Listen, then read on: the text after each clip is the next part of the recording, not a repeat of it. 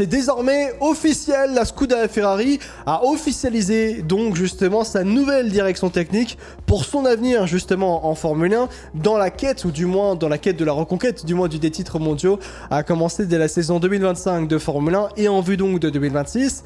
Et c'est désormais officiel, la Scuderia Ferrari a annoncé que Loïc Serra sera donc le nouveau directeur technique à partir du mois d'octobre. Et l'écurie donc italienne m'informe que dans ce nouveau rôle, Loïc Serra sera directement rattaché au team principal qui est Frédéric Vasseur. Loïc Serra qui vient d'ailleurs de Mercedes. Alors c'est intéressant de noter, Baby Choum, que cette arrivée de Loïc Serra, on savait qu'il allait arriver. Maintenant, on attendait juste le rôle en tant que tel. Il provient de chez Mercedes.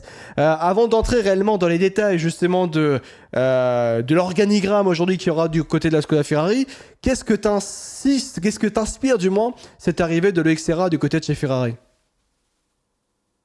Ça m'inspire surtout une hiérarchie claire et nette que Vasseur en fait veut instaurer. Voilà, c'est une personne clé à chaque poste pour ensuite justement avoir les hommes qui seront sous les ordres en fait de ces différentes personnes. Ce sera mieux structuré, en gros. Voilà, je veux pas non plus m'étendre là-dessus, mais ce sera quelque chose de beaucoup plus carré et que bon, certes, t'as pas New Way, c'est pas grave. T'as Serra, c'est déjà très bien. Alors, on va en parler aussi de cette non-arrivée d'Adrien Newey, parce que c'est un point qui est extrêmement important. Sans faire offense à Loïc Serra ou à d'autres du côté de Scuderia Ferrari, c'est quand même le plus grand ingénieur de l'histoire de la Formule 1 qui ne va donc pas venir au sein de la Scuderia Ferrari. Donc c'est un point qui est important quand même. En fait, le problème, c'est que... Enfin, le problème, non, c'est pas un problème, mais c'est que, voilà, Vasseur, lui, a aussi beaucoup insisté sur, justement, la mentalité qu'avait, en fait, McLaren depuis 1 an et demi aussi. Oui. Sur, justement, ne pas forcément avoir les plus grosses têtes pensantes de la grille, mais quand même réussir à travailler ensemble en unité pour faire une monoplace qui performe, qui est toujours bon dans les évolutions et qui arrive toujours à être bien placé, que ce soit pour les pôles, que ce soit pour les victoires, que ce soit dans la machine en fait en général. Ouais. Et Vasseur, voilà, c'est un état d'esprit aussi qu'il aime beaucoup.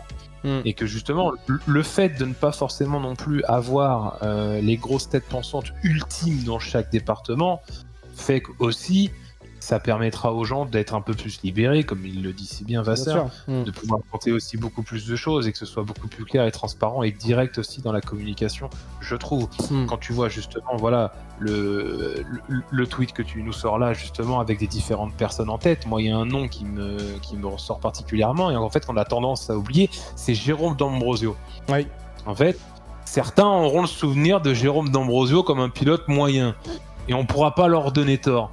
Par contre, depuis qu'il a commencé justement à être dans des structures d'écurie à droite à gauche, on a loué justement son travail incroyable en fait à ce poste-là.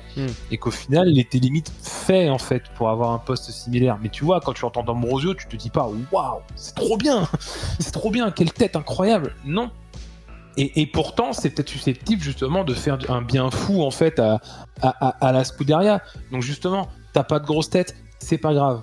On va aller prendre peut-être des ingés entre guillemets intermédiaires à droite à gauche, mais que lui, et ben ça va donner quelque chose de grand en fait. Ouais. Je pense que c'est cette vision-là que Vasseur aussi veut aller, quoi. C'est vrai que c'est pas noté le nom de Jérôme D'Ambrosio pour expliquer justement le rôle que va avoir Jérôme D'Ambrosio du côté de la Scuderia Ferrari. Il va devenir l'adjoint de Frédéric Vasseur et s'occupant aussi donc de la pépinière de jeunes pilotes, donc la Ferrari Driver Academy. Et il explique, Frédéric Vasseur, pour le choix de Jérôme D'Ambrosio: il était important pour moi d'avoir quelqu'un qui possède le savoir de Jérôme D'Ambrosio. C'est ce qu'il a expliqué. Et il a tout connu dans la course. Il a été pilote, il a été patron d'équipe, PDG d'écurie. Il connaît le métier. C'est vrai qu'il a été patron de l'écurie Venturi, notamment en Formula I, qui est devenu ensuite d'ailleurs Maserati en FE, Maserati MSG d'ailleurs, justement pour être tout à fait clair par rapport à cela. Donc le fait d'avoir Jérôme D'Ambrosio, qui d'ailleurs occupait le même rôle d'ailleurs du côté de chez Mercedes, c'est deux gros recrutements, il faut le dire ainsi, Baby Choum, deux gros recrutements du côté de chez Mercedes, du côté par rapport à Frédéric Vasseur. Le nouvel organigramme, donc du coup, du côté de chez Ferrari. pareil, Loïc Serra devient donc le nouveau directeur technique de Ferrari, du coup moins technical director châssis, ce qui veut donc dire au niveau tout ce qui est au niveau justement de la voiture. En charge de l'ingénierie il aura en charge de l'ingénierie du projet châssis Fabio Montecchi, en charge de la performance du véhicule Marco Adorno, en charge de l'aéro Diego Tondi, ça c'est un point important. En charge de l'ingénierie de piste, c'est Matteo Tognali. Et en charge des opérations châssis, c'est Ioverno. Et le rôle de directeur technique Power Unit, donc le rôle au niveau du moteur, de la gestion des projets moteurs, reste confié à Enrico Gualtieri. Alors c'est un point qui est extrêmement important, Baby Show, mais il faut savoir qu'il y a 2 noms dans cette liste qui ont refusé de s'engager avec Aston Martin ou avec Audi. C'est Enrico Gualtieri et également, je crois, Diego Tondi, si je ne me trompe pas.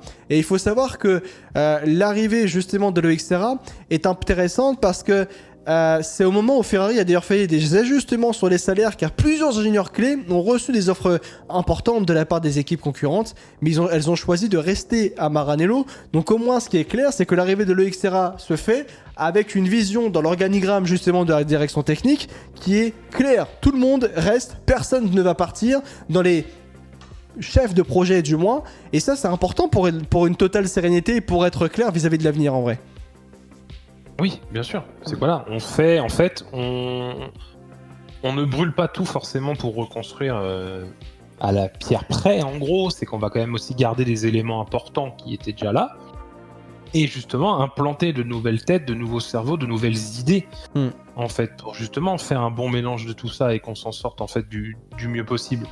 Et que oui, forcément, qu'il y a eu des propositions de concurrents en fait peut-être plus avantageuses en termes de salaire et autres, et que bah oui, si vraiment tu veux pas non plus te faire dépouiller sur certains aspects, tu es obligé de t'aligner ou voilà, d'augmenter aussi un petit peu ce genre de salaire, et ça peut se comprendre.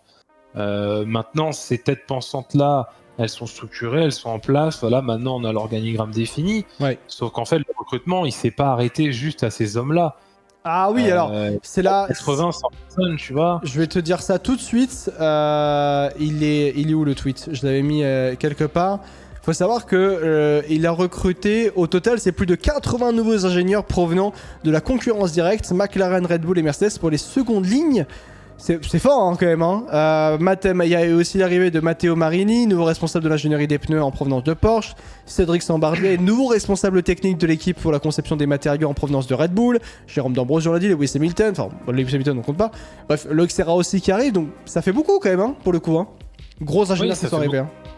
Voilà, quand tu vois, en fait, c'est des ingénieurs voilà, qui étaient en fait chez la concurrence directe en fait de Ferrari.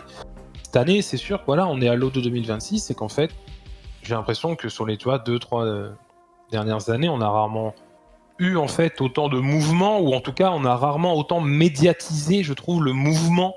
Et oui, là c'est les saisons des ingénieurs du staff, quoi, ouais. Voilà, des ingénieurs. Chose que tu vois cette année, je sais pas, peut-être moi, j'en sais rien. Je trouve que là, on entend beaucoup plus parler et on remet en fait beaucoup plus l'église au milieu du village. Où bah, si ces ingénieurs-là ne sont pas présents, tu n'as pas ce genre de monoplace-là en Formule 1 en fait aujourd'hui. Que donc du coup ils ont un rôle en fait ultra important et qu'il faut aussi saluer leur boulot, et que le fait d'aller recruter à droite à gauche, c'est tout aussi important que le choix d'un pilote par exemple. Ouais. Justement, revenons sur Loïc Serra pour notamment parler de qui est Loïc Serra justement. Et bien, il a été, il travaillait justement ingénieur du côté de chez Michelin pendant 10 ans, de 96 à 2006. De 2006 à 2010, il a travaillé chez BMW en Sauber justement en Formule 1 de 2006-2010, donc il travaillait du côté de InWheel. Et puis de 2010 à 2023, il a notamment été directeur des performances du côté de chez Mercedes, où il a gagné donc 8 titres constructeurs et 7 titres pilotes. Et en 2024, il devient donc directeur technique de la Scuderia Ferrari. 2024 intéressant, puisqu'il va donc retrouver en 2025 un certain, c'est Lewis Hamilton. Baby Shoom, Loïc Serra retrouve Lewis Hamilton, avec qui il a remporté 8 titres constructeurs, bien sûr en Formule 1. Moi, il y a un homme où j'aimerais plus sur qui il faudrait plus se pencher, et bien c'est justement sur... je montrais justement le tweet juste avant, mais c'est Frédéric Vasseur. Hein. Parce que tous les choix qui sont réalisés par Frédéric Vasseur montrent à quel point il est l'homme de la situation. tout montre que Frédéric Vasseur est l'homme de la situation du côté de chez Ferrari.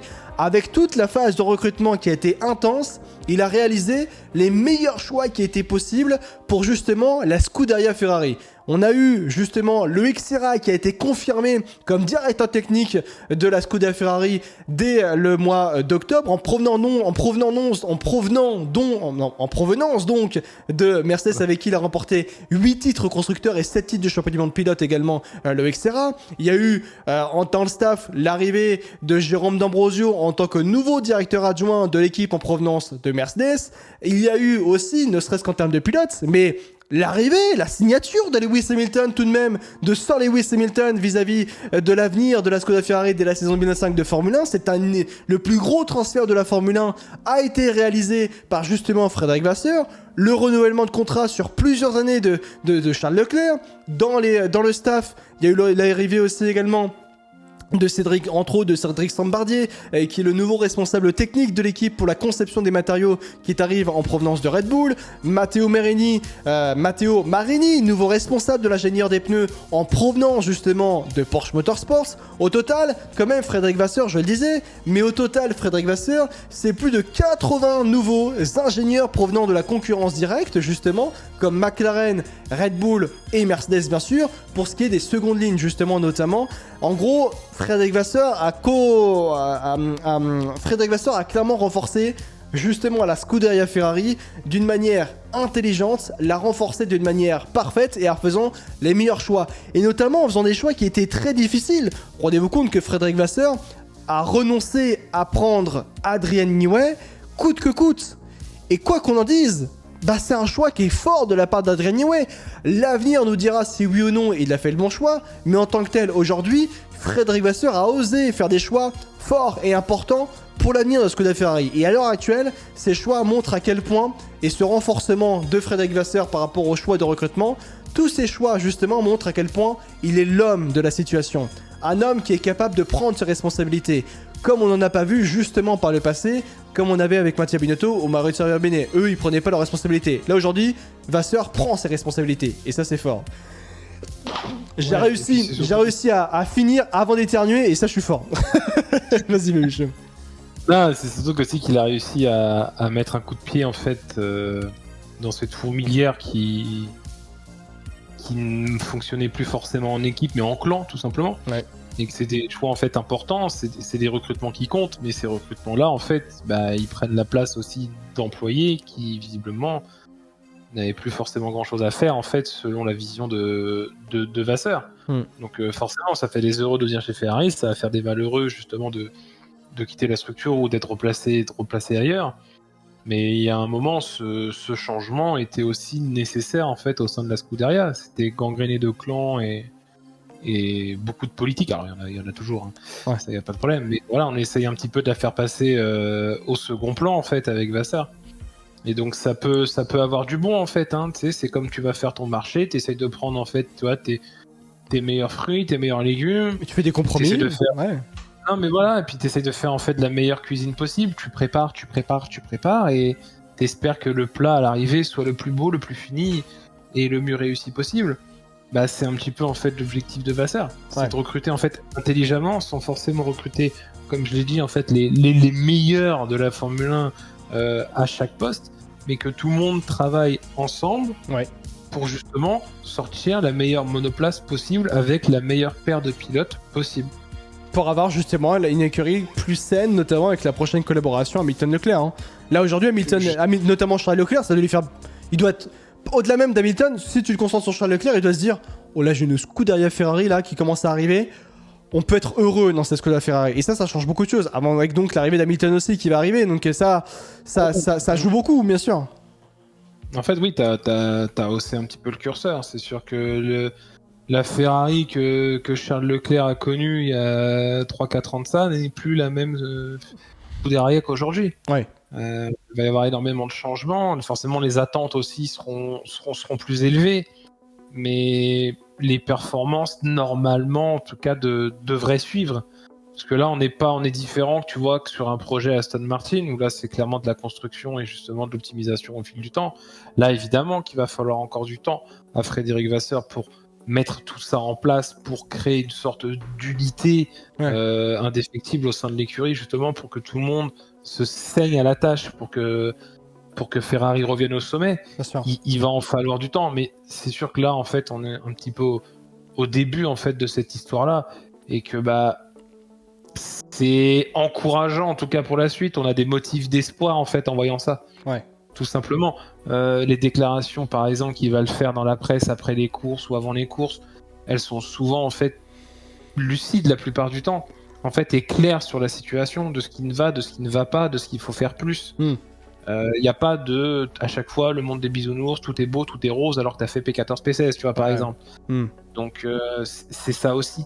C'est apporter, en fait, cet esprit de compétition à fond, tout en restant, en fait, unis le plus possible. Ouais, et surtout ne pas faire comme Mario Sarabini par le passé, où dès que quelqu'un faisait une erreur, il était viré. Non, là, c'était pas là. C'était le régime de la terreur. Ouais. Maintenant, je reviens sur un régime de compétitivité, d'esprit de famille, et maintenant, il faut que ça réussisse. Et avec Frédéric Vasseur, du moins, on met tout en place du côté de la Scuderia pour que cela réussisse, pour battre Red Bull, pour battre McLaren, et battre, bien sûr, Mercedes à l'avenir. Et surtout, notamment, Aston Martin, qui est en train de, aussi, dans sa direction technique, d'instaurer une forte direction technique, et donc l'arrivée prochaine d'Adrian Newey dès la saison 2025 de Formule 1. En tout cas, voilà, par rapport à la Scuderia Ferrari, et donc cette nouvelle direction technique qui est instaurée, qui a été officialisée, avec donc l'officialisation de l'arrivée en tant que nouveau directeur technique de Loïc Serra, et que cette arrivée est synonyme justement, et du moins reflète parfaitement, la phase de reconstruction instaurée justement par Frédéric Vasseur, Loïc Serra, nouveau donc directeur technique de la Scuderia Ferrari à partir du mois d'octobre.